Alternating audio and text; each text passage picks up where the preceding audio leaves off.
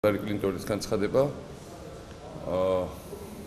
საქართველოს მოვლენებთან დაკავშირებით და ხილარი როგორც ყოველთვის არის ძალიან დიპლომატიური, მაგრამ სათქმელი თქვა ძალიან მყარად.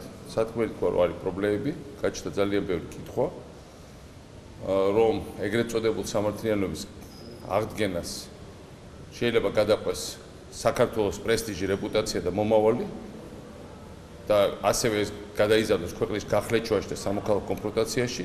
ხილარი კლინტონმა არ გვითხას ეს ჩვენ არ უნდა ვიცოდეთ, მაგრამ უნდა ვიცოდეთ ერთი რამ, ხილარი კლინტონი თუ კი რამე მესმის, დიდი ალბათობით არის ამერიკის შემდეგი პრეზიდენტი. ამიტომ ურჩევ ყველას თბილისში კარგად მოისმინოს თუ რას ლაპარაკობს ეს ჩვენი მეგობარი, იმიტომ რომ საქართველოს მეგობარია ნამდვილად და ცუდი ჩვენთვის არ უნდა. და არ იქნება კარგი მისი რჩევების იგნორირება, იმიტომ რომ ამას ექნება დიდი ფასი მათთვის, უპირველეს ქვეყნისთვის და ალბათ მათთვის, ვინც ამ გზას დაადგინა.